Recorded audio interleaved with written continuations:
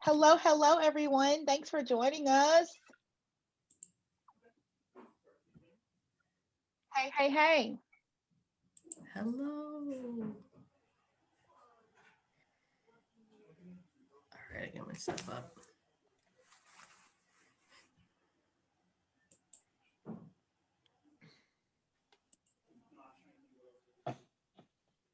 I would love to know where everyone's from. If you want to unmute and tell me, or if you want to throw it in the chat. I'm in Texas. I'm in Dallas, Texas. And it's under 60 today, and I feel like I've had my heater on. I feel like I'm freezing to death, so. And you never see snow? Never see snow. Well, I'm here in the western suburbs of Chicago. Oh, cool. It's 29, and it was lightly snowing about an hour ago and this morning. So I'll send some your way. I really am an indoor cat. I didn't even know. I'm like, it did? Okay. Oh, yeah. Yeah. It's 50 here. Brr.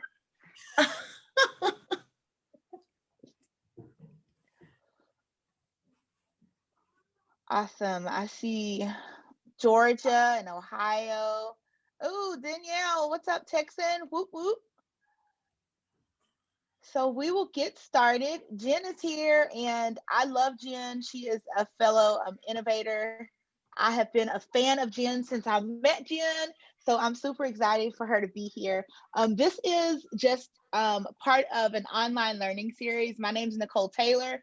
I'm just an avid learner. Like, there's nothing cool about me. I just like to learn. And so it's been really cool over the last couple of weeks to just hang out with some amazing educators, because I feel really blessed and really fortunate that I'm surrounded by so many really amazing educators. And then two, to just be able to expand our PLN and allow them to just share all of their awesome with all of you. And so we will get started. Jen is going to share with us organization, productivity, and workflow ideas for teachers. I need that. I feel like I'm always reinventing whatever this organization thing is going to look like. So I'm excited to see how you keep it all straight, Jen, because you do a lot of stuff. So I'm super excited to see how she keeps it all straight. This will be recorded, so if you need to hop off, you can catch the recording on YouTube later as well. And so I will stop sharing because I am ready to learn. Woo. Okay, Jen, I'm going to pass the mic. I'm excited to learn from you. Yay. All right. Well, I don't even know how to respond to all those nice things you said, because I'm here because of you, Nicole. I am a big fan of yours, and I think you're super rad, which is why I am here. And yeah, I just kind of wanted to talk about, like, I don't know, cool tricks and things I use to organize my stuff, and I don't know what's worked for me. So I'm just sharing that. And I always worry at like these sorts of things that like I'm not going to have something new to share with people. So that's always like my worry. And if I can get everybody to learn like one new thing, that would be awesome. So fingers crossed. Yeah. And I'm so nerdy that I made a presentation to share with everybody. So I will share the screen, and then I will, trying to decide. There's a couple videos. So I'll hit optimize sound. Let's see. Okay. So yes, you see screen? Yes. Cool. All right. I'm doing the remote learning teacher thing. You see my screen? Everybody see it? So I did a bit.ly link, because sometimes I talk too fast. Sometimes I glaze over things that people want to know more about. So there's lots of links to everything and explanations for things and stuff like that. So my bit.ly is nerd alert 20. It's case sensitive though. And my son got really mad at me when he saw this slide, because Nerd Alert was my nickname for him when he was little. And finally he's like, stop calling me that, Mom. And I'm like, tried to explain to him that it was a term of endearment, but he didn't get it. So I had to stop for a while, and then he saw this and he got mad at me. That's my life. So I am a mom of a third grader who is full remote learning as well. And my husband is a teacher, and I am a 20 years teacher at middle school. And I used to work with Katie at middle school, and now this year I am at elementary school, and I am learning so much stuff about elementary students, even though I'm a mom of a third grader. And just stuff I take for granted that I shouldn't have, or it's been a wild ride, but it's fun. All right, so I did put this link on the next couple of slides. Yeah, cool, because otherwise when I click off, people are like, what's that link again? And I also want to make sure that I have the chat open. I also brought my Mac in to get repaired today. So I don't have that like I normally do for these things. So I'm on a laptop with a second monitor, and we'll see how this goes. Feel free to unmute and yell at me if you have questions or things, or put questions in the chat. Nicole said she'll watch the chat, but I also watch the chat, and I hate talking into the darkness and feeling like I'm you see something that resonates with you or connects, or you have something to add or pitch in, please do. So I was going to talk about a bunch of different stuff today. So the agenda that I have, these are just kind of like basic topics that I was going to touch on and just share little like tips and tricks and things. So starting with Google Chrome, and then Drive, Gmail, a little bit of Google Classroom, my favorite Google Keep, which I have presented before with Nicole at your Texas Google Educator Group. Slides and drawings, some of my favorite things, and then just some information on like graphic work in general. So I guess for people that don't know me, and I know some of you do, because I see Katie and I see Rick and I see Kirsten, and people that I've seen before. So thank you, friends, for coming by. And shoot, and my train of thought went bloop right as I said that. What I was going to say was that I started off as an art teacher. So I like all things like graphics and drawing and stuff like that. So that's kind of where a lot of this visual stuff comes from. So a lot of visual organization, visual, tips and tricks. So the first thing I wanted to share are some things about Chrome. So in Chrome, my bookmarks bar, and actually I'm sharing my whole screen, aren't I? So you can actually see my bookmarks bar here up at the top. And you can see that I have them in rainbow order because yes, OCD much. And also that a lot of my items, because I have a lot of items on my bookmarks bar, I've reduced them to just the icon. And the reason for that is you can fit more stuff. And we know what most of the websites are by their icons. So if you didn't know this one, I just remember these are the kinds of things that when I learned them, it was like mind blown kind of moments. That if you right click on a bookmark, you can edit it. And if you go to edit, you can completely remove the name. And it doesn't delete your bookmark, it just keeps the little favicon. So if your website has a unique, little icon for it, things that like Classroom, like YouTube, like Pinterest and things like that, you can fit a lot more on your bookmarks bar, and you can click and drag them to reorder them. And that's how I got mine in my lovely rainbow order, which I actually learned from a 6th grader. She had it and I was like, that's beautiful. And she said, I just clicked them and moved them around. I was like, that makes so much sense. All right. The other thing that I do quite a bit is you can organize your bookmarks in your bookmarks bar into folders. And I find that useful when I have websites where I don't know what the icons are, or they don't have a fancy favicon, and I need to actually have words on them. Also, I'll group them, my fellow D205 friends, with things like for work that are all together that I need a lot. So you can see my totally nerdy organization here. So I'll put all of my school stuff, and then I'll even do folders within folders sometimes. So if, things related specifically to tech, or things specifically related to assessment and things. So the stuff that's not as fun to see on your bookmarks bar. And then sometimes I like to arrange them in strange folders too. Like this one's called Pretty, and it was just all of my websites of things like to make stuff look pretty, graphic stuff, emoji stuff, Bitmoji stuff, all of those under one thing. So yeah, here, let's go like that. Then we can see more. flip forward. So your Chrome extensions, you can actually do that same thing with the drag and drop to reorder them. And I think like I should have known this if I didn't know you could do that for bookmarks. Like it should have been like, well, of course you can do it for other stuff too. But for some reason, when I learned that, I was like, wait, you can, like, again, mind blown moment, should have known it, but I didn't. So you can drag and drop those as well. You can also click on the little puzzle piece in the corner and you can decide which ones show and which ones don't. So if you have extensions that you're like, I don't want to get rid of this one, but I don't use it as much, you can make that one go away and then just show those ones that you use all the time. So for me, that would be like my Screencastify, my Bitmoji. This is my color pick eyedropper tool. I use that one quite a bit when I want to match a color exactly from like a logo or an icon or something.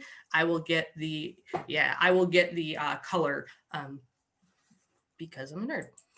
And then lastly, your waffle icon. So that's this guy in the upper left-hand corner. I did not know that this was a thing, but you can drag and drop your icons in your waffle. And this was like within the last 6 months, I learned this and I was like, what? So I put them in the order of most useful for me. So things like, you know, my Gmail, my calendar, my Drive and stuff. So if you are someone that uses your waffle a lot, you can reorder those. So, hey. I know some of these seem like obvious, but to me, I was like, whoa, thank you, Katie, for like making faces because I need those reactions like, cool, what I'm saying is meaningful. Yeah. I'm that kid that always makes faces when the teacher's talking, especially if I don't get it. I'm like, what? Yeah. Okay. So in Google Drive, I'm gonna show you a bunch of Google Drive stuff. So I'm gonna start out like more general high level here. First of all, you can change between grid view and list view, and some people feel very strongly about one way over the other. And I find that depending on what I'm looking for, different ones will work for me. Rick, don't even. I'm a grid view person because I'm a visual person. Like I need to see those icons, and Rick's hating on grid view, which is why I said that.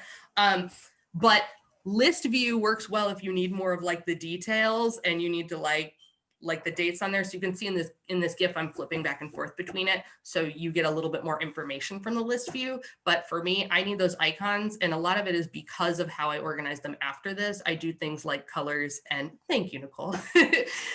I do things like colors and emojis, which I'll show you in just a second. So I put emojis in the names of my Drive folders. Because number one, it bumps it to the top of your list. So like alphabetically, anything with emoji goes up to the top. And also you can use those as like visual cues for things. So like my Google Innovator folder, I had the little light bulb on it, or my WeVideo stuff, I had a little movie camera on it. So things like that, I use them a lot. They're up at the top, but then also they have those pictures, which helps me find things a little bit better. Yeah, Rick, look at that, outnumbered. He can take it. So there are a lot of different ways to get access to emojis, and everybody kind of has their favorite mode for that. So if you're on a Mac, there's actually a keyboard shortcut, and I have a Mac, but I don't use this. It's just, but for some people, this is their thing. So Control, Command, and Spacebar will cause the emoji, when you're in a text box, will cause the emoji bar to pop up. I tried this and I found that it worked on some things, but not everything for me. So I think that's why I don't use it. What I actually use most of the time is this emoji keyboard by Joy Pixels. So I linked to it. It's an extension that you can put in your Chrome browser. And when I click on it, I can grab whatever, you can see it here on this GIF that I'm using it. I can search for something, I'll get exactly, you know, I can pick what I want, and then it lets you copy paste into the fields. And there's a lot of other websites too. There's like Emojipedia that you can find things and stuff like that to copy and paste emojis in there too. So I use emojis a lot. Something new that I learned is that emojis have their own alphabetization system. And I was wondering like how that worked, because I just assumed like it would be all the hearts, red, orange, yellow, green, blue, violet. And it's not like that, which is very frustrating to me because it doesn't make sense the way my brain thinks it should. But I actually linked out to the website that kind of explains it for you. So we're gonna click on it. And this list of emoji, I still don't fully understand. You can see like the emojis with the numbers come first. So if anybody's super smart, like Rick, understands this and wants to explain it more, feel free. I'm not picking on Rick. He's like in Mensa. So that's why yeah. but you can see all these are here.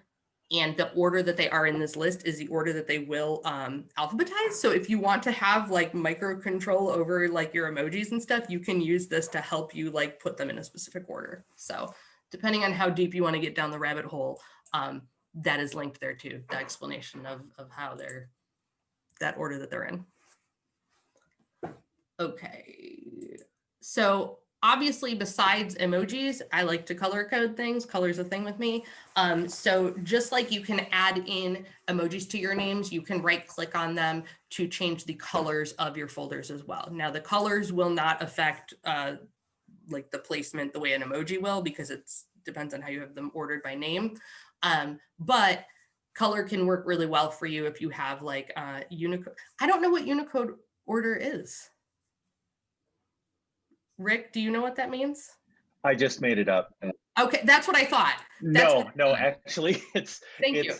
Unicode is I just looked it up. Unicode is I think the what's it called? Computer programming language that they use. So like the smiley face is Unicode U plus number, right?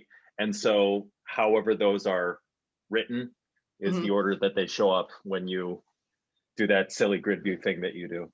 I'm kidding, but that's the alphabetization. I was like, you do know something. I just assumed that you did. I don't know. I just looked it up. So it's called Unicode. Okay. Danielle said hotkey number. That also sounds right. It does. It sounds, we're just going to say yes. I don't understand the how it works. I just know that like this is the list of how it works, so that if you want them in a specific order, you can utilize that. So hey, I don't know how, I just know it does.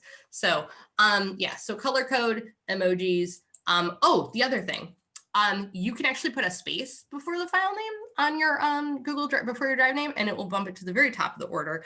I tried it out. So yeah, I know Katie's like, whoa, yeah. So if there's one that you're like, I want this to be my very first one, like sometimes you'll see like maybe a coworker or somebody, they'll put like a $sign or an exclamation point first, whatever. You can actually just do spacebar first and then the name, and it'll, you know, to have like visual cues again, to look pretty to me.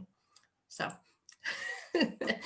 so the other thing that I utilize a lot in Google Drive that I think people overlook sometimes is the starred folder. So in your Google Drive on the left-hand side, where you find like shared with me and recent files is the starred folder. And I use the starred folder quite a bit for things like presentations I have coming up, for things like my folder for that school year, or things I have to get back to a lot. So I have, one of the things I just added was my master like class list, that I have to look up all the time. So I keep those in my starred folder. And then as I give presentations and they're over with, I will remove them from the starred folder. So it becomes kind of like this temporary holding spot for things that I need in that moment.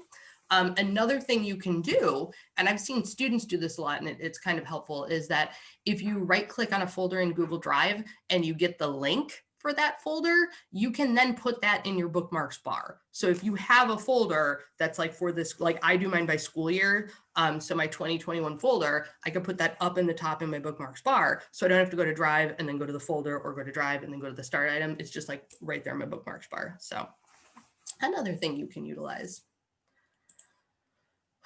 And then this might be my last Google Drive one, is to really utilize the search. Even if you don't know the name of a file because you just create files willy-nilly and you don't pay attention to where you save them, we all do it sometimes, that when you are searching your Google Drive, you can use that advanced search to search for the type of file. So I'll do that a lot because I know that something is an image file, so I'll search just image files.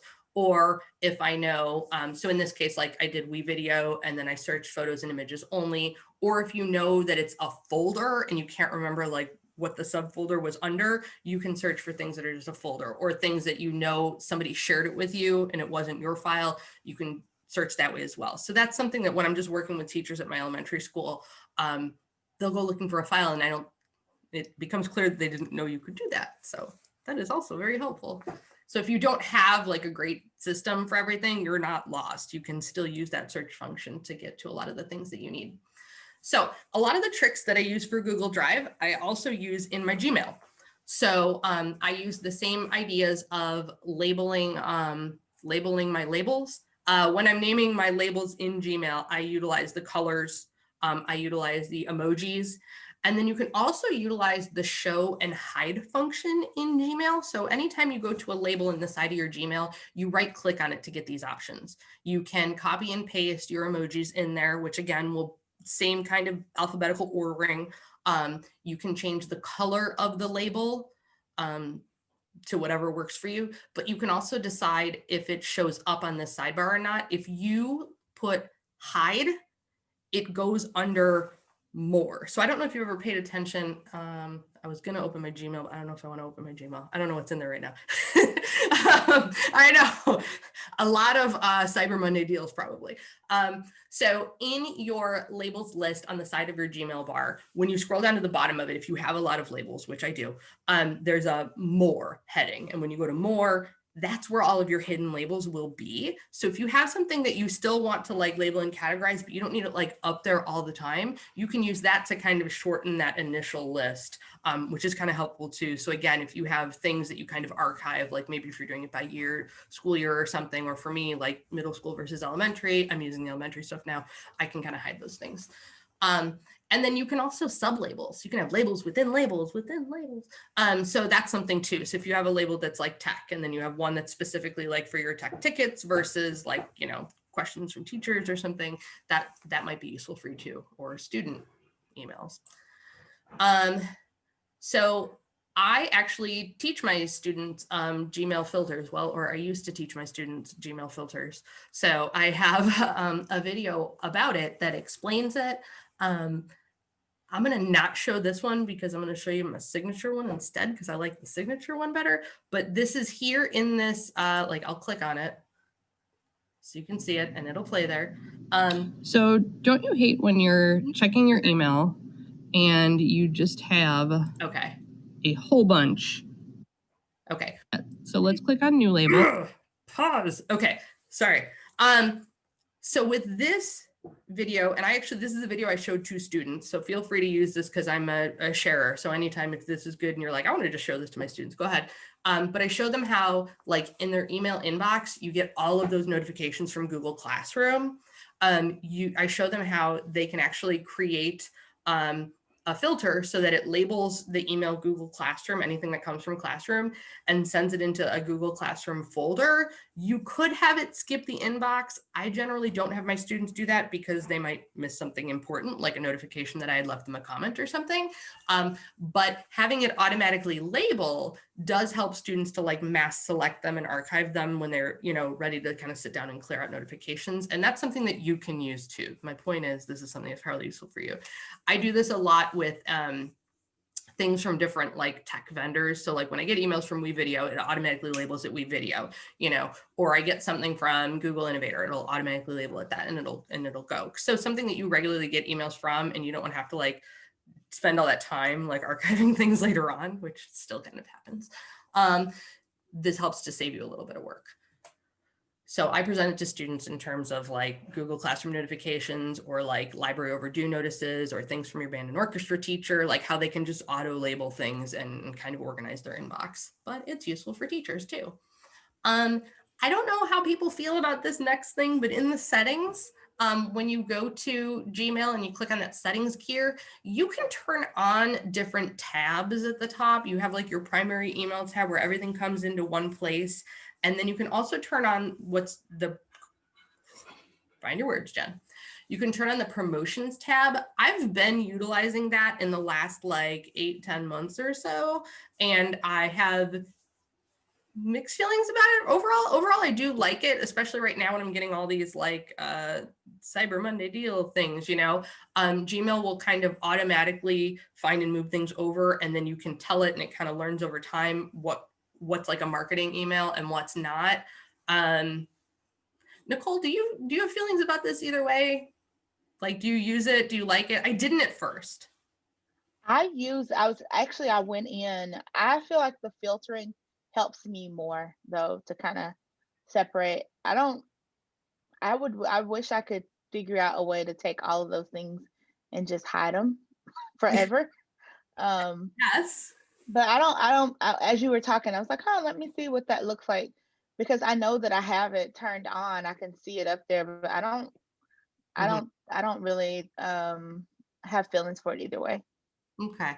Originally, like, I did not like it at all. It made me really mad. So I had never had it turned on. And then as I started to get more and more emails, I was like, you know what? I should probably check this out. The problem I have is I have this fear that like I'm going to miss something that's important that got like swept into like a marketing email, like maybe things for like ambassador stuff. Like for some reason, my Wakelet emails, some of them go into marketing and some go in my main inbox. And then like something I missed where they like want you to like answer something or fill out a form. I've been like, oh shoot, I missed that.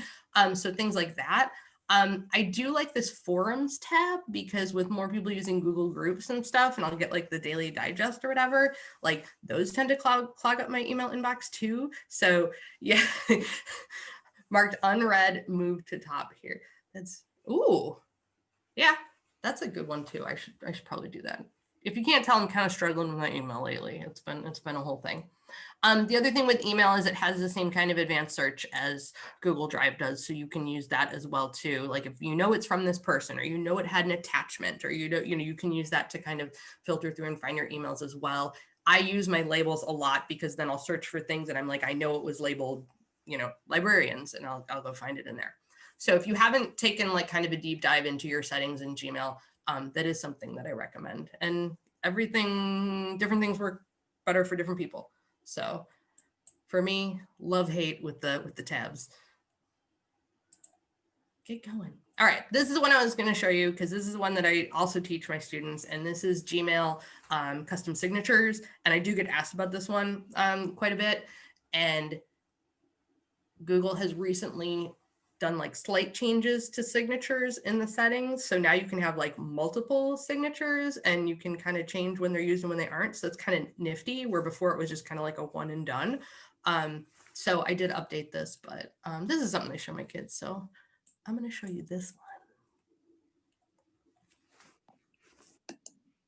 Hey friends, Google tools are always changing and updating, which is why it's important to stay informed and be confident in your ability to navigate and use tech tools, even when they change on you. So let's look at how you can design a really fun custom email signature and how to insert and save it in your Gmail inbox settings so that it always appears.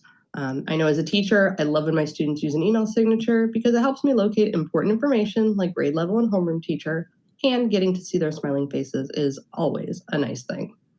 The first thing I'm going to do is I'm going to go in a new tab and I'm going to type docs.new, and it will magically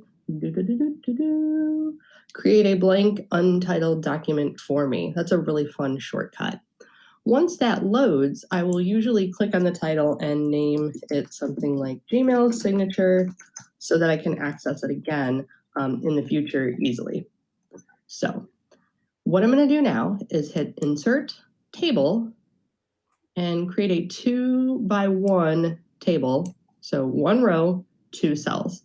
In the left-hand cell, I'm going to put my picture, and in the right hand of the cell, I'm going to put some information about myself that I want to include in my signature. Now, there's a couple ways you can add a picture. You can either click on the Insert Image icon or go to Insert Image and find Camera. Now, you can use an existing photo of yourself if you have one by uploading the image, or you take one right here in the camera picture. So I'm gonna lean over so I'm in the middle, and I will hit the capture button. And then I will hit insert. That puts my picture right there in the cell. Now it makes it fit the cell. So honestly, I'm gonna click on this and I'm gonna drag that corner anchor point so that it moves smaller, but also evenly. I don't want to squish my picture. And once I do that, I need to move this column line over so that way when I type in my text, I don't have an awkward space between the picture and my words. The first thing you want to do is type in your name, and then think about what other information would be important to put in your signature. For students, you usually want to put your grade level. You usually want to put something like your homeroom teacher, classroom teacher, seminar advisory teacher. And then I usually tell my students to include something like an inspirational or motivational quote, maybe a fun fact about themselves. So we're going to put think outside of the box. And then you might want to go in and, I don't know, make a name bold, maybe make it a little bit bigger than the rest of your information. But there you go. There's the basics for creating your Gmail signature. Now, there are these weird outlines. What we're going to do is we're going to click inside our table, and we are going to right-click inside our table. Now, remember, on a Chromebook, Alt-click is your right-click or two-finger click. So let's try that again. Right-click, and you're going to go down to Table Properties. Now, in your table properties, you're going to want to make your table border 0 point. And when you say OK, look, your table borders go away. That's exactly what we want. Now, we need to start right at the end of our words. We're going to click and drag to the left until our words and our picture are highlighted. Then we're going to Control-C for copy. And then when I go back to my email inbox, I'm going to click on the settings gear, which opens the quick settings menu. And then I'm going to click on see all settings. Now, I have to scroll down until I find the section that talks about signatures. I'm going to first have to create a signature, and I'm going to title this one main because I'm going to use it as my main signature. You can create more than one if you want. Let's just start with this first one. Now I can click into this empty space and I can hit Control-V, like violin, to paste what I just created. Now, you are not finished. This is very important. You want to make sure that in your signature defaults for new emails, use your main signature. And if you want it to show up when you reply to emails or forward, you can also turn it on here. I'm going to leave mine off for right now so it just shows up on brand new emails. Now, I am still not finished. I now need to scroll the rest of the way down and click on Save Changes, or it will not save. Here's how you double check to make sure that you are successful.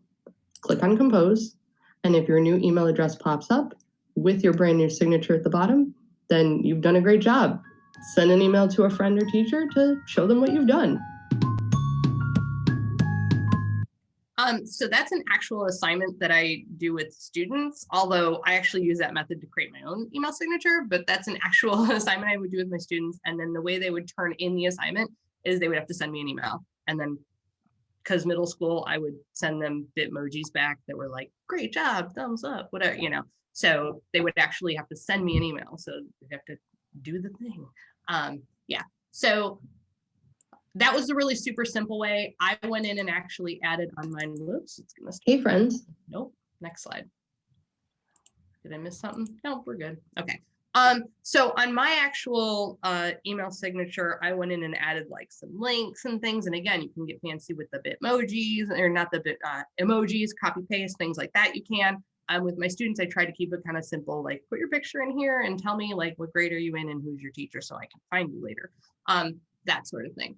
But you can get fancier if you want. So yay, I'm so glad Kirsten said so much easier than the crazy way I did this. And this method, I actually learned from another, it was like from a demo slam was where I learned this. And I was like, oh my gosh, this is amazing.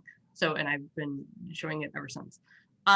So next, I'm going to talk about Google Keep, because Google Keep is one of my favorite things. And this is the thing that I showed at Nicole's Texas GEG group. And that is to do custom headers for Google Keep. So if you don't use Google Keep, I highly recommend it. So Google Keep is just like any other Google tool. As long as you're logged into your account, it will sync across devices. So like I have the Keep app on my phone. I have Keep on my iPad. I go to the Keep website when I'm on my Chromebook or on my laptop or on my Mac. And that's how I access it. And it's basically just like digital sticky notes. So you can put any kind of, you can use them for anything. I do a lot of like checklists to keep track of things. One of my favorite recent things that I do is I use it for dinner ideas. So, when you're making your grocery plans, it's such a domestic mom thing, but I'm making my grocery list for the week and I'm like, okay, we'll have hamburgers one night and then we'll have like frozen pizza because that's what I do. I'll like actually put that on a checklist so that I remember what I bought the groceries for, like what we're supposed to make with those. So that's a thing. This links out to my headers, and my headers are just, we're gonna open this up. So all the directions are here. So if I explain this now and you're like, this is confusing, I don't get it, it's here. And of course I have a video because that's what I do, but this is Google Slides. It's just formatted in like a horizontal, kind of landscape method. You just save these slides as JPEG files. So you can see there's my dinner plans one. And then you insert them in a Google Keep note. And anytime you put an image in a Google Keep note, it puts it like at the top of that note. So it turns into like what looks like these fancy banners. I make mine available for everybody. Plus there's like some extra spaces down here. So you can like go in and make a copy of this. And you can also like use word art and make your own and stuff like that. But also like if my friends message me and they want specific ones, I make them for them too. So this is one of the nerdy things I do is I like to draw. So that's the other thing. Google Keep. So not just note taking and then they look pretty, but you can use that quick access sidebar in Gmail. If you haven't noticed it, when you have your Gmail open, you have these little icons on the side. When you click on them, it expands that sidebar column. I love to use my Google Keep as like a running to-do list for like stuff I have to grade or things I have to do at work versus things I have to do at home. So like errands to run and things like that. And when I open that quick access sidebar, I have whatever I've like pinned to the top of my Google Keep. Those ones show up first here. And I can actually check off my things from directly within that sidebar. So it kind of turns my screen into like kind of this main control hub of, here's my inbox, here's my to-do list for the day, so I kind of have that screen open when I'm at work during the day. So I find that helpful. This is my video. This is the actual one that I put in your Flipgrid, Nicole. I think it's just trimmed down. But this is the how to take the pictures and save them and put them in. It's just me repeating the thing I just showed you. So again, I don't feel like, given that it's 5:36, I'm not gonna make you guys sit through this one. But I will repeat the link to this whole presentation again at the end so that you can get it and watch to your heart's content. One of the things I do with Keep as well is that I will pin it up at the top. So if you didn't know that this was a thing, you can right click on your tabs and you can pin them to the top of your browser bar. So I like to keep keep pinned to the top so I can get to it all the time. There's also an extension that works with Google Keep. It's called Category Tabs. That's one you can try out. This is linked to it. It allows you to sort new and existing notes like by colors. So you can color, so I like color coding. You can create like categories or labels for your notes by color. And then it'll have it up at the top here and you can click on it and see like just all your work ones, just all your school ones, or whatever you choose to use it for. So that's kind of nifty too. So if you really get into Keep, that's a thing. So with Google Keep, this is just kind of recapping the sorts of things that that you can do and that I like to do with them. So I use my header graphics, I color code them. You can drag and drop to reorder them again. So if you want them in a specific, way, you can do that. Pinning your notes to the top. You can also label your notes the same way that you can label, your emails and things. So you can search within Keep if you start to get like a lot of notes in there. And then the Category Tabs extension kind of helps you to even further organize and divide those up. And then I think I talk about this one again later, but Bitmojis, if you use the Bitmoji extension, this is I learned this from Jen. Oh, I have her name later, but at GAETC at the Georgia Tech Conference. I learned this from her. She saves her Bitmojis in Google Keep Notes so that she can drag and drop them into things from her phone and it retains the transparent, Jen Hall, thank you, Rick. It retains the transparent background. So that I was like, oh, that's amazing. So she does that to save like the seasonal or the like limited edition Bitmojis. Like she'll save all those in there. So that's kind of cool. I was like, that's smart. So if you're a big Bitmoji person, that's fun. So I did use this as an assignment with my students as well. So I actually did an assignment with my 8th graders last year where I had them create an assignment notebook using Google Keep. And we actually made little header banner images, and they did them by like subject or for like extracurricular if they were on like a sports team or something and they had like their to-do list for all their different things.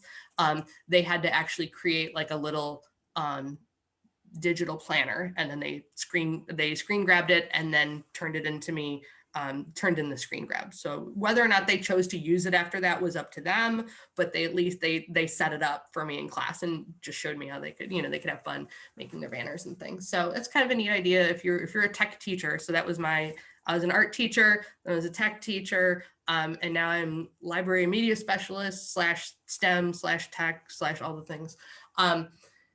So that's, fun activity for your kids to do. All right. So we got through Drive, Chrome, Keep, Gmail. Now we're at Google Classroom. So some of the things that I like to do with Google Classroom is really take advantage of that customizing and themes and the banners at the top of Google Classroom. So if you're not already like just taking advantage of the existing themes, like make sure you're doing that because you can have each class be distinct from one another by utilizing those themes. Another thing you can do is choose them, again, use the color coding of the theme. So each theme is a different like color so that you can have your same subject classes or grade levels, depending on what your role is and what classes you teach. So for me, I always had 2 6th grade, 2 7th grade, 2 8th grades. So I would keep my 6th grade, one color, my 7th grade, one color, my 8th grade, one color. Or if you're teaching art and tech and you want your art classes one color and your tech classes another color. So use that to kind of help you because then visually you see that right away when you open up your dashboard in Google Classroom. So some ideas for banners. These are some things that I've used in the past for banners. If you didn't know, you can actually use GIFs as banners in Google Classroom. That again, you'd have to, it's leveling up a little bit and there's different ways to do it. So Alfonso has a method using Screencastify, and this links to his video on he does it. And then there's another one here where they use either Creator Studio or Tall Tweets to turn a Google slide like stop motion kind of dealy into an animated GIF. I think Alfonso's method's a little bit easier. I'm sure I did something else with my iPad on this one to make it even fancier and more complicated, but just an example of some of the things you can do. I always liked to put like the name of the class up at the top. For a while, I was using it as like directions. So in my banners at the top, it was like, hey, go to the classwork tab. I think was what I wrote at the top of mine. In fact, it might be in here. So this is going to explain this video here, how I did that.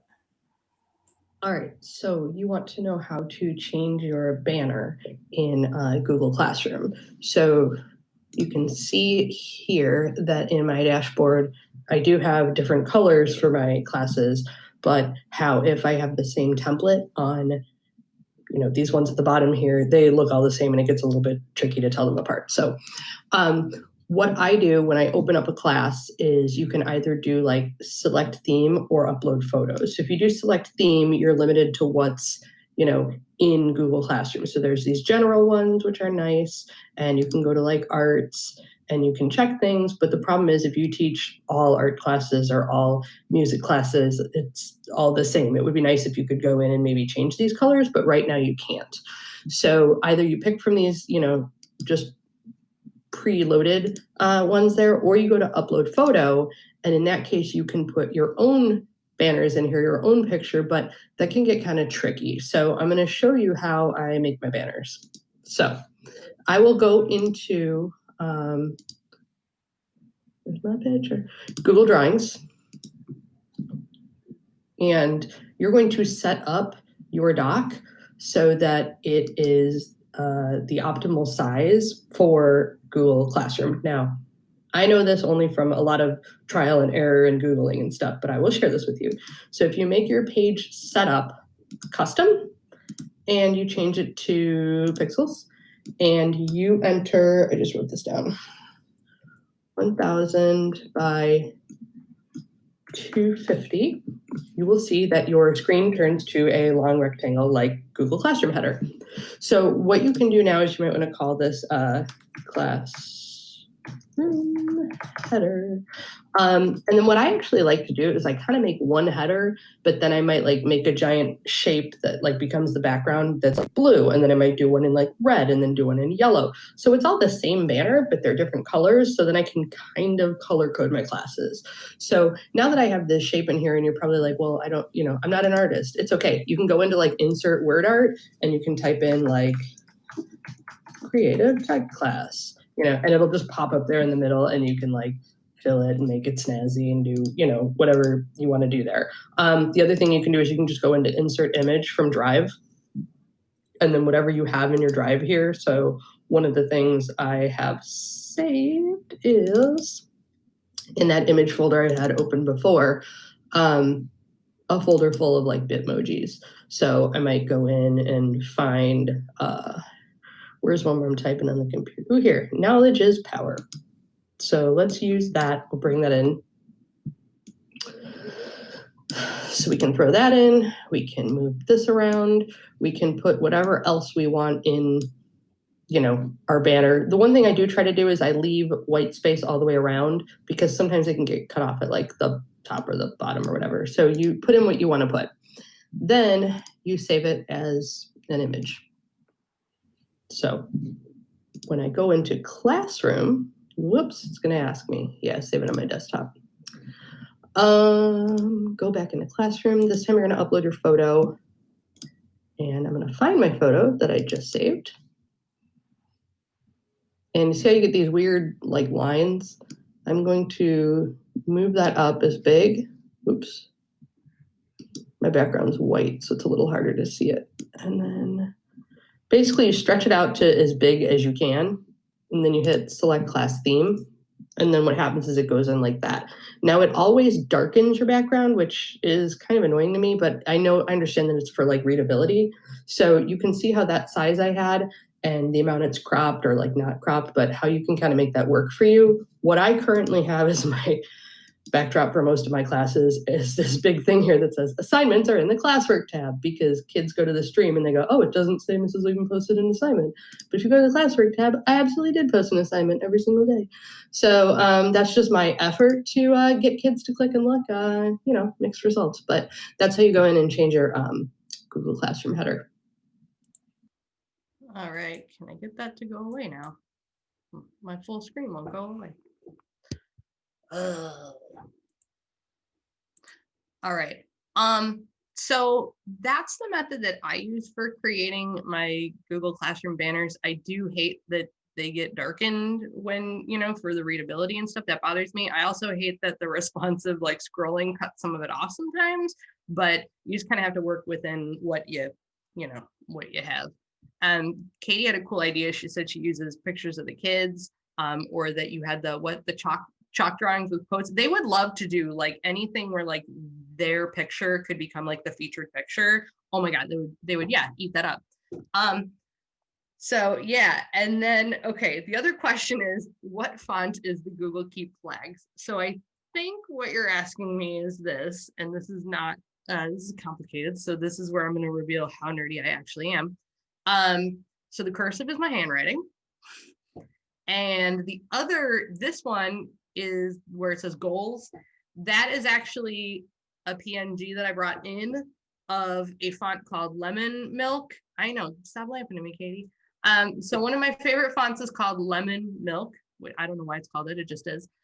So I took that in a different program, saved that as a transparent PNG, and then brought it in. So what you're looking at, the lettering here, that's actually just 2 pictures with transparent backgrounds. I know, it's fancy, and I'll explain more of that in a bit. So if you feel like doing that, you can. I'm almost like embarrassed though, because yes, it's way easier just to put in word art. I get it.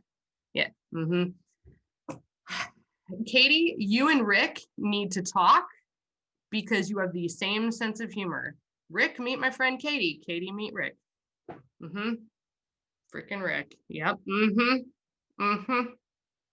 Too bad he's not closer. Okay. So All right. So you want to know how this starts? Okay. Google Classroom. More information about Classroom. Again, I use my emoji, you know, I don't know, hack, whatever you want to call it, copy and pasting in, because those make great visual cues in your Google Classroom. So if you're not using them for assignments, but also for your topics. So when I taught art, I had the cues like, you know, our drawing unit had a pencil and our sculpture unit had the little Easter Island head and the painting had the paint palette, you know. I use it currently in Google Classroom with my littles. I have two topics. One topic is called This Week. The other topic is called Past Weeks, because whatever we're working on this current week, it's under this one with the big blue arrow where it's pointing at, it says this week. At the end of the week, I grab that assignment and I, you know, drag it down into past weeks, because that's their limit of like being able to find stuff.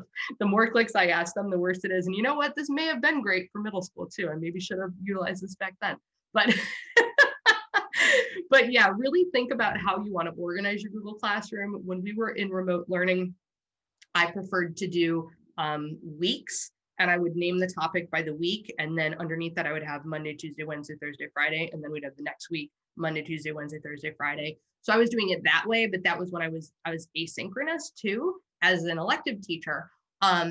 Currently, you know, I use the whole like this week, past weeks, because I only see my classes once a week, because I'm in elementary specials, you know, so that's how their classes work.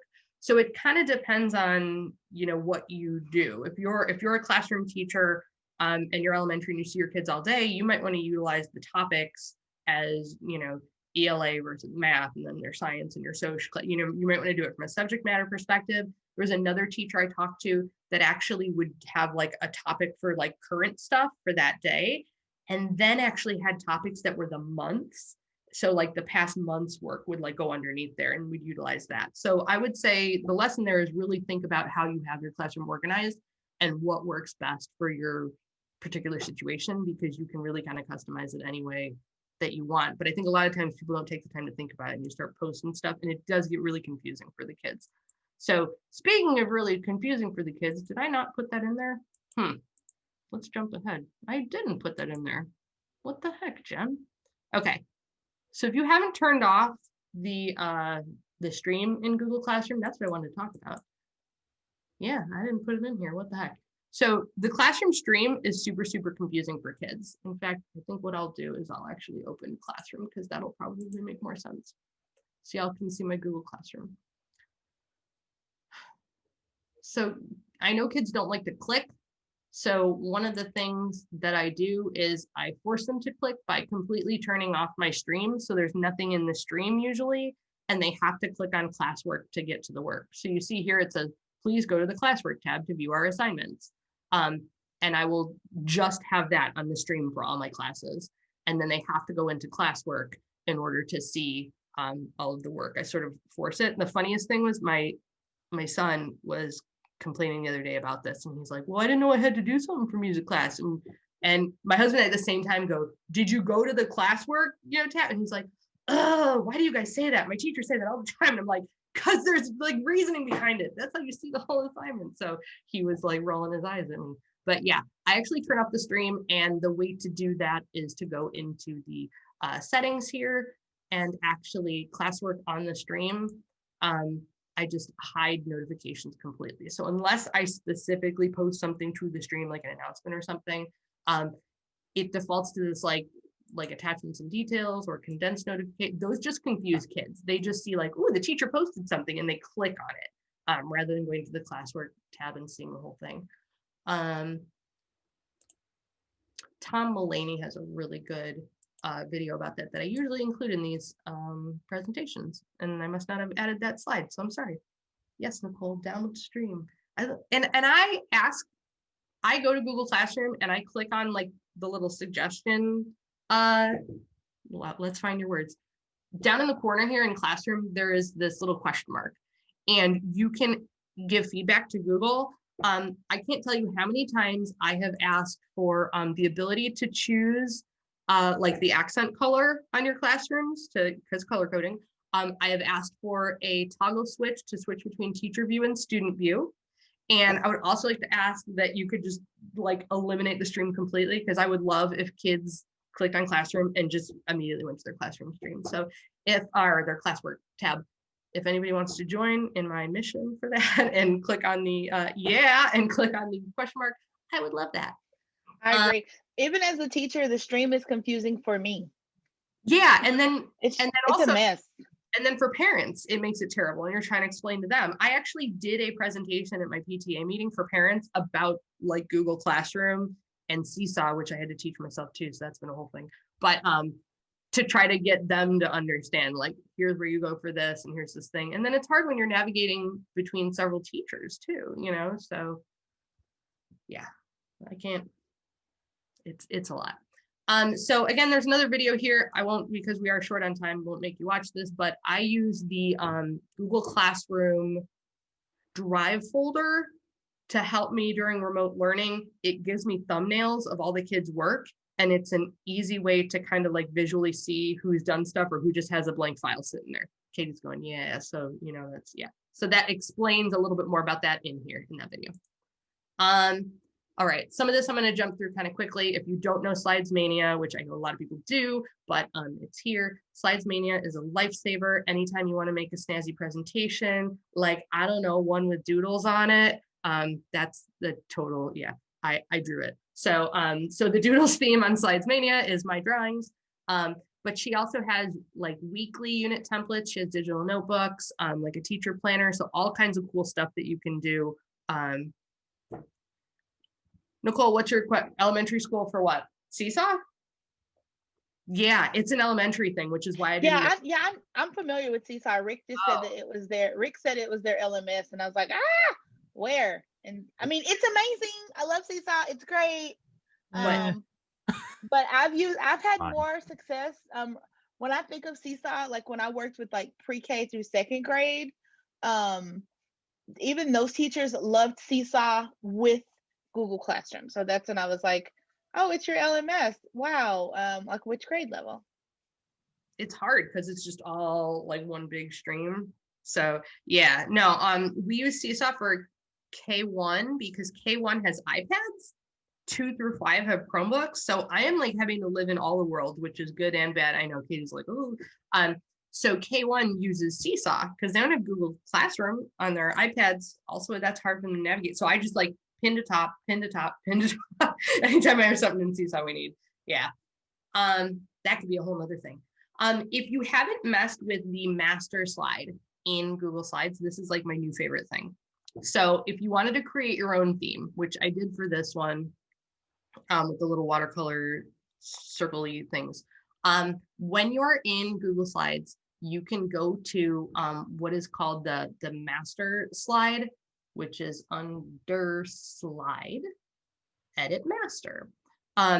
You can then set like a default font for that particular slide deck. You can insert like backgrounds that stay on all the slides, so that when you go to, like, you can change your theme colors and your accent colors. Now, this is definitely more advanced. So the beginner version of this would be go to Slides Mania and find cool slides, already done for you. If you want to like next level it, then you can start messing around with the master slide here. And you can do things like specify your fonts, your theme colors, your backgrounds, your layouts, and things like that. So that's fun, and that's something that I've been messing with recently. So again, that could be a whole presentation. So here I just have some general nerdy formatting advice, things that I like to do when I'm using slides. So I use the drop shadow function a lot, which is just under format and format options. So anytime I have, things overlapping and I want them to stand out a little bit more, this is like a graphic design thing that you use the drop shadow to kind of give it more contrast and have it pop a little bit more, particularly if you're doing like text over a photo or something, or anytime I do these like little screen grabby things, I like to use the drop shadow, because otherwise it's like white on white and it helps to define it a little bit better. The other thing I like to do is when I'm doing lists of things, I use the add space after list item, because it keeps it spaces out your text a little bit more and makes it a little bit easier to read, so readability. When I do text boxes, you can also set your text to the middle of the text box. So that's here where you're doing like your left justify, right justify. You can also specify where your text shows up in the text box. So if you've ever seen that before, like it's either typing at the top of the text box or the bottom of it, you can have it so it's right in the middle, so it's always right in the middle. That's something you can mess with. Also, there's the arrange and align and distribute function. So there's a GIF here that kind of shows that, where I highlight like 3 shapes here, and I use the under arrange, there's align, and then I said like align it all to the middle, and you see how the shapes all moved like right to the middle. So if you're ever trying to do something and you're trying to line everything up exactly, and you're trying to like look and move it slowly, there's actually a function in there that does that for you, that either aligns them all like to the top together, to the bottom together, to the middle together. And there's also distribute, will spread them out evenly, you know, how you want them to do it too. So those are kind of cool features maybe you hadn't messed with before. And then the other thing is, I don't like Arial font, just because that's the default one that you see all the time. And things like that really bother me. Like if I'm sitting in PD and somebody has a presentation and like, first of all, it was Arial, I'm just like, ugh, boring, because it makes me think like they don't care. But if fonts are different from like one thing to the next, like I pick up on it and then I perseverate on it and it's hard to focus. That bothers me. So if you have anybody like that, that's weird, or your students and you have to be concerned with like readability and stuff. One thing that's really cool, and this is linked, is the Lexend font. And the Lexend font, if you don't know about it, it is available in Google. It's a Google font. And it is a font that's shown to be helpful for students with reading difficulty. And there's different versions of, so here it's like the whole explanation and everything, but there's a few different kinds of Lexend fonts too that are spread out more or less, and they're all available in Google Fonts and they're free. So if you're, one way that you can kind of improve the accessibility of your presentations is you select all, change it to one of your Lexend fonts. So that's kind of a cool nifty trick that I put in there too that sometimes people don't know about. And it is 6 o'clock, so if you have to book, do it, but yeah. But I'll go through these other ones just real fast here, because this is the final part where I was just going to talk about graphics. So the first thing is that it's important to know the difference between the kinds of graphics, because a JPEG file will never have a transparent background. So that's important to know, because if you're searching online and you're inserting a file and it has like that white square around it and you're like, that's annoying. If it's a JPEG file, it's never going to be. Now a PNG file can retain transparency. And that's something I know that I have to teach to students specifically, so that's why I'm mentioning it. And a GIF file is an animated image. And then a PDF file is if you want to retain your formatting and you want to have people like print it out and have it look exactly the same, it almost like takes a picture of your page, you know, sort of, and then you print it out that way. That's the best, easiest way I can kind of explain that. So if you don't know about remove.bg, again, like Slidesmania, I think a lot of people know this one, but if you are having that problem where you're having a picture and it has that awkward background or shape around it, you can take it to this website, remove.bg. It's totally free and it'll remove the background for you so that you get this lovely transparent background. And then the website Unscreen does the same thing, but for videos and GIFs. So this is a video of my son dancing with some internet video or something. And so I took it into Unscreen, and it more or less, you can see it's not perfect, but it like kind of takes out the background and makes that transparent. So you can, you know, make your own, I don't know, children GIFs or whatever. So you can do this for a lot of things. I've seen people do it with the animated Bitmojis, where they remove the background then so that they can make their Bitmoji like dance around the page.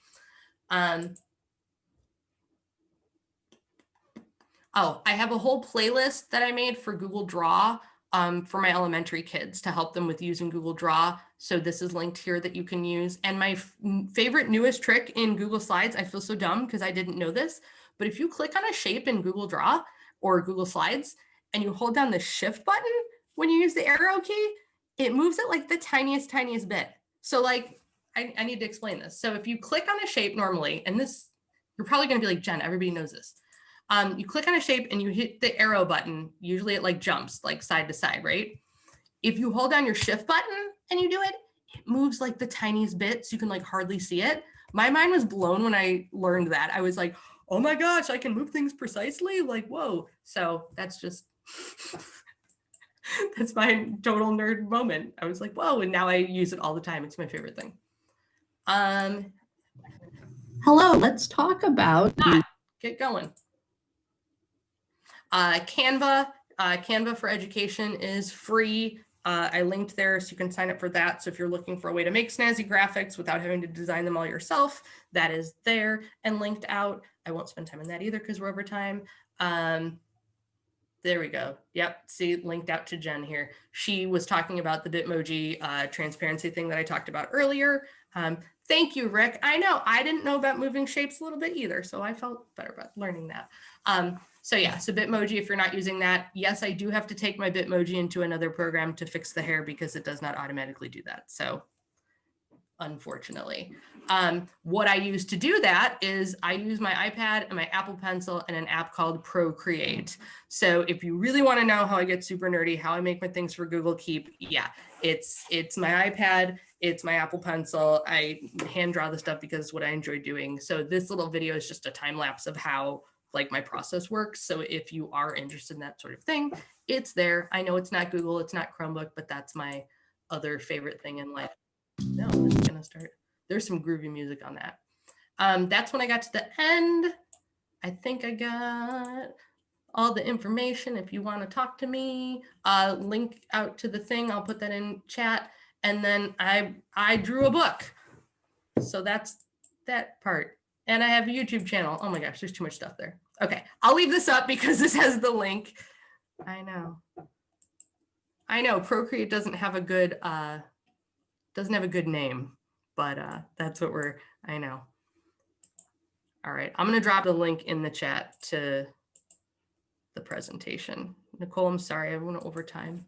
It should be something like multiply ideas or I know. creative overflow. I get I've never even thought about that name. Oh, yeah. Middle school, 8th grade. Oh my goodness. Woo! That's hilarious. I have to do the bit.ly with the HTTP because otherwise it won't link out. Alert 20. It's just Jen, that was so good. Did anyone have any questions? Are you okay with us unmuting? No, I'm fine. I just can't post a link in the chat because I'm an Oh. idiot. I can't type. Let me help you. HTT. I got you, girl. This is so simple and I can't do it. Yeah. I can put it out on the thank you. See that one. Thank you, Nicole. Yeah, I can put the link out on the Twitters too and stuff because none of my stuff is like a secret and it's people can have it and it's free and I like to share and everything. So yeah. So everything is there. I feel bad because I like threw everything at the end, like whoa, all this stuff. But yeah, I always tell people to reach out and talk to me at the end there, all my Twitter contacts and things. And yeah, people can ask me questions if I talked about something too quickly. And there's questions. It was good. You're always so good. I really I appreciate you just hopping on to share all of your awesome. You know that I'm a fan in real life. You know that. Can you see that? I know my screen probably looks crazy. I can see it. Yeah. Boom. So Jen, you are wrapping up our November. So thank you so much. What a great way to end November. We have some really cool online learning sessions happening in December as well. Hopefully you are signed up for the monthly newsletter. I believe the first one is December 7th. The newsletter will go out for the month later on this week so that you can be in the know and be in the know and know what's happening. See what I did there? But Jen, this was great. I was taking notes and I was trying to tweet and I have a million tabs open. I feel like I need to go back for sure. I need to go back and get my Google Keep Life because I have to have lists in addition to my planner. Like I have to have lists, and I'm like, this is what I've been missing in my. Which I feel like such a hypocrite because I made my oldest son use your banners, so I need to go back and practice. Well, I need to go back and practice what I preach. My actual paper planner, you guys. So yeah, Oh. I have all of those things as well too. So yeah. Yeah. It was so good. So I will actually post this on Twitter. It'll be, on YouTube, and it will be posted. So if you guys want to go back and do some more learning with Jen, because she said we were going to get nerdy, and you did deliver on that promise. This nerdy girl's heart is happy tonight. So It was so good. It was so much stuff, Jen. It was so great. And I love how creative you are and how you just make everything pop. I'm looking for your Procreate class to go from blah to draw. That's what we're looking for next. That would be great. And do you know that most of this is just all self-taught? And it's like, thanks, YouTube, when I want to do something. It's pretty amazing. Well, that's beautiful. You have YouTube, and what's more beautiful is that I have you. So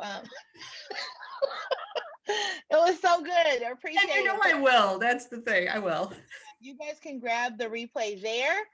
I want to also tell you guys about a cool new project that I started. It's a teacher subscription box. Why? Because I have all the time in the world and I needed something else to do. It just started with a conversation on Twitter. And if nothing else, we'll have a box for December, just with things that teachers said, hey, we need. It's funny because all of the recommendations were like booze, liquor, vodka, tequila. I don't know why teachers would want something to drink, right? But that was all the recommendations. But this week you can actually get 25% off of a box, and so you don't have to necessarily do the sub box. You can do a one-time box. It is cheaper if you do the sub box and then just cancel, because there's no obligation. You don't have to. I did just teach you how to like use me, right, and how to get the box for cheaper.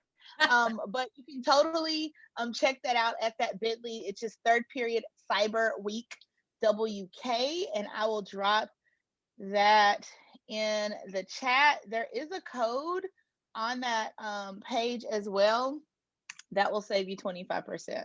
But as you can see clearly, I also love to give away free things, and tonight I really appreciate Jen just being such a good friend and giving away free learning for all of us. This was so fun. A great way to end the evening before somebody in this house cooks. I bet they think it's me, but I got something for them. I don't know. My husband just turned around and looked at me. I got something for him, Jen. I don't know that that's where my spirit's gonna lead me tonight. So, as we leave, as we hop off, if you guys would please just throw in the chat, what is one thing that you're going to do as a result of what you learned with Jen?